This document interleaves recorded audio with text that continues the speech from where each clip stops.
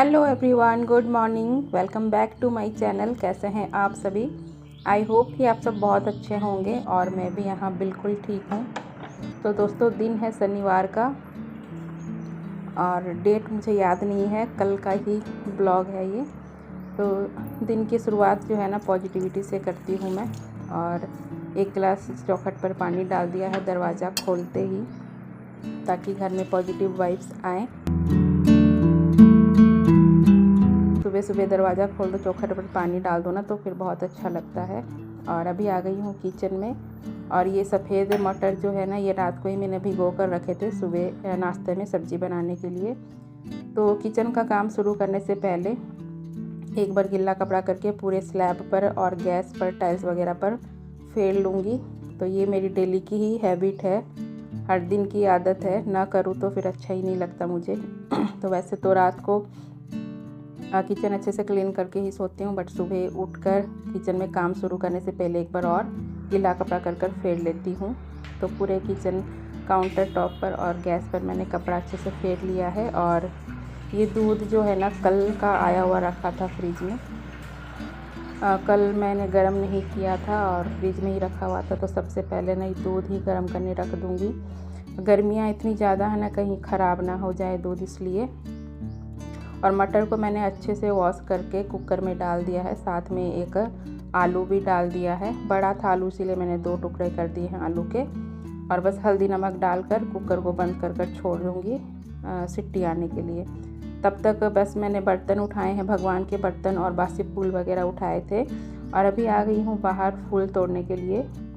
तो कुछ फूल मैंने तोड़ लिए हैं और यहाँ पर ये अपराजिता के ब्लू फूल होते हैं, तो वो मैंने तोड़ लिए हैं। तो बस छोटे मोटे जो है ना काम हो ही जाते हैं। तो दूध गर्म हो रहा था और मटर बॉयल हो रहे थे, तब तक मैंने ये काम निपटा लिया। और फिर सीधा बाहर ही आ गई थी कि बाहर का काम ही निपटा लेती हूँ, फिर धूप ज़्यादा हो जाएगी ना, तो फिर काम करने को थोड़ा दिक्कत लगती है। और पौधों में पानी जो है धूप आने से पहले ही डाल दें। और मैं जो है थोड़ा लंगड़ा के ही चल रही हूँ, क्योंकि जो कल मैंने बताया ही था मेरे पाँव में चोट लगी हुई है। तो ये ना पेन किलर खाती हूँ तब तो दर्द थोड़ा कम रहता है, जैसे ही दवाई खाना बंद कर देती हूँ ना, फिर पेन जो है बढ़ जाता है। तो देखती हूँ 1-2 दिन और देखूँगी, उसके बाद सोच रही हूँ कि डॉक्टर को दिखा दूँ, कहीं बहुत ज़्यादा दिक्कत ना हो जाए। और पैर ऐसी चीज़ है ना, दिक्कत हो जाएगी तो फिर बहुत ज़्यादा प्रॉब्लम बढ़ जाएगी। तो बस अभी जो है ना झाड़ू में लगा ली थी बाहर, और अभी पूरे बाहर आंगन में पानी डाल दी हूँ, पौधे वगैरह में भी पानी डाल दी हूँ। तो अभी घड़ी में बज गए हैं 11 और नाश्ता वगैरह का सब काम हो गया है कंप्लीट। तो बस अभी ना ये दरवाज़ा बंद कर दूँगी सामने का, क्योंकि अभी किसी को बाहर जाना आना नहीं है।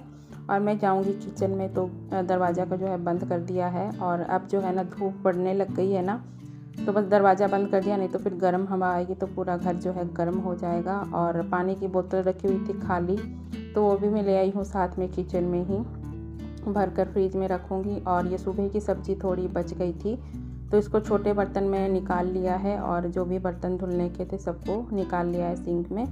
और एक बार फिर से कपड़ा फेर लूँगी, तो ये मेरी आदत ही है। तो बस एक बार और गैस पर, और बस ऐसे ही थोड़ा सा कपड़ा फेर ली हूँ गिला करके। और जो भी नाश्ते वगैरह के थोड़े से ही बर्तन हैं, तो उनको भी हाथ के हाथे निपटा लूँगी। इस तरीके से हाथ के हाथे निपटाते रहो ना, काम तो सही रहता है। और बर्तन का काम तो ऐसा है ना, जितना आप लेट करोगे, जितना छोड़ोगे, आलस करोगे ना, वो उतना ही बढ़ते रहेगा और बाद में जो है करना बहुत मुश्किल हो जाता है। तो मैं ऐसे ही थोड़े थोड़े बर्तन जो है ना धोती रहती हूँ। तो नाश्ते के और थोड़े ही बर्तन थे, तो मैं वैसे हाथ के हाथ ही इनको वॉश कर लूँगी।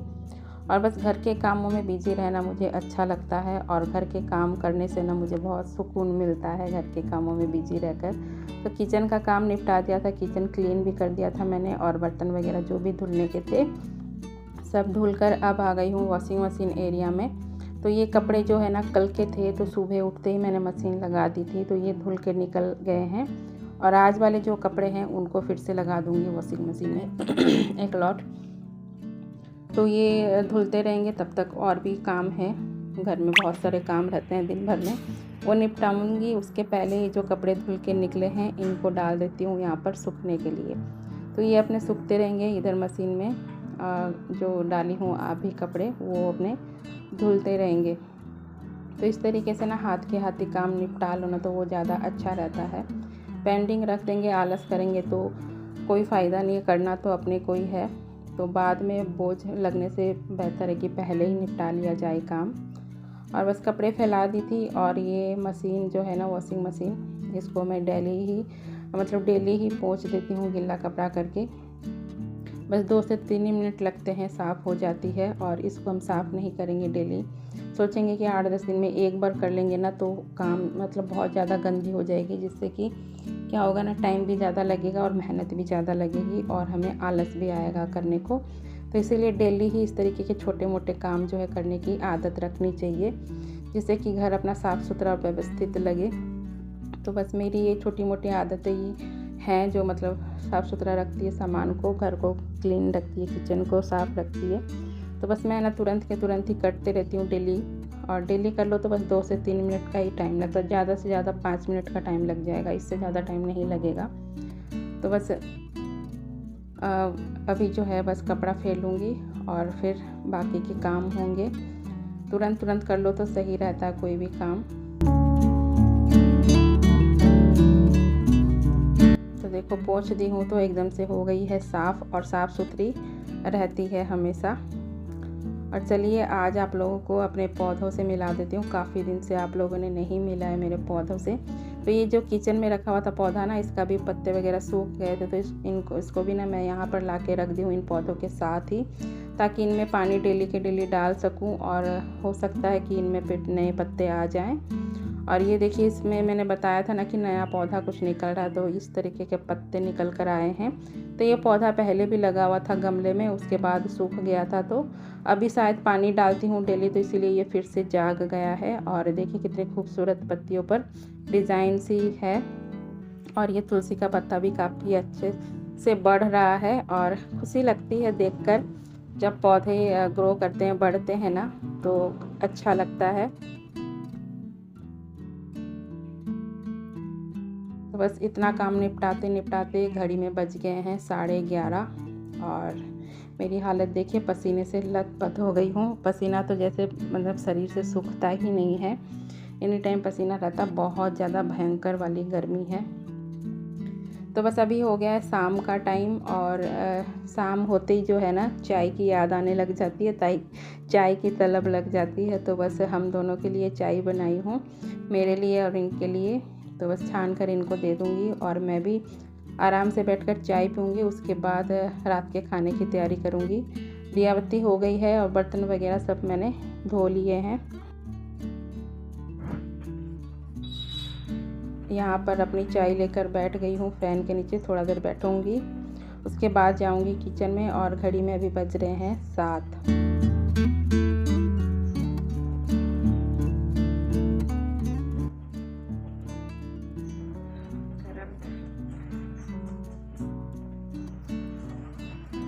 तो बस चाय पीने के बाद फिर से आ गई हूँ किचन में और अभी बज रहे हैं 8 और आज मैं बना रही हूँ एक गुजराती स्पेशल डिश जो आप लोग के संग शेयर करूँगी। तो गेहूं का आटा लिया है मैंने, यहाँ पर हल्दी ली है, अजवाइन लिया है, थोड़ी सी ली है कस्तूरी मेथी, धनिया पाउडर, लाल मिर्च पाउडर और नमक।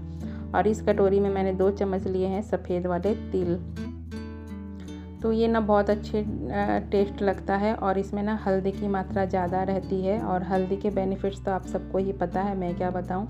तो सारे मसाले इकट्ठे करके मैंने गेहूं के आटे में डाल लिया है और ये तिल जो है ये भी डाल लूँगी आटे में। और इसमें ना थोड़ा सा तेल ऐड करूँगी। तो रिफाइंड तेल मेरे पास नहीं था तो मैं सरसों का तेल ही डाल ले रही हूँ।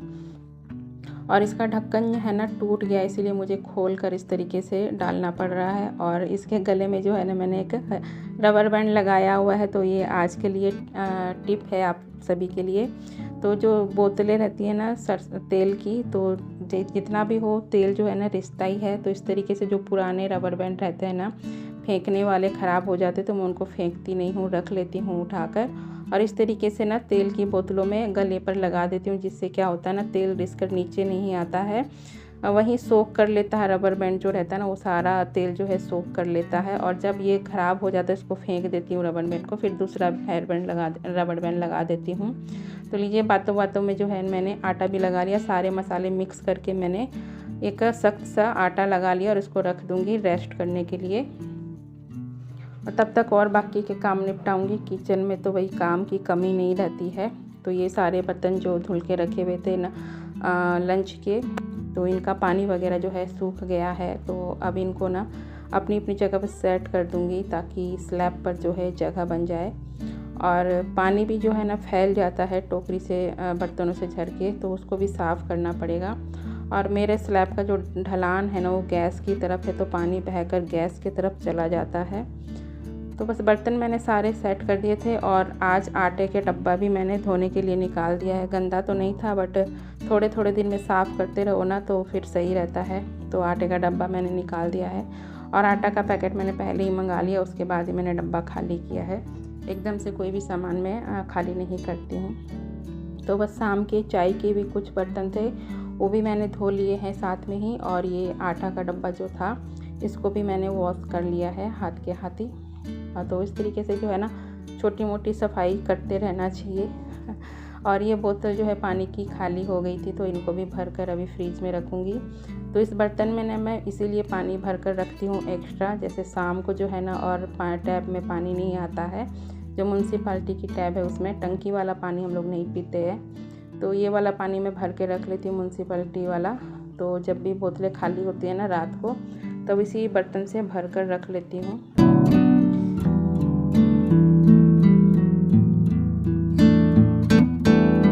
तो बस बोतलों को भर लिया है और इनको रख दूँगी फ्रीज में। तो इस तरीके से छोटे मोटे बहुत सारे काम हो जाते हैं और मुझे अपने घर के काम करने में ना बहुत सुकून मिलता है।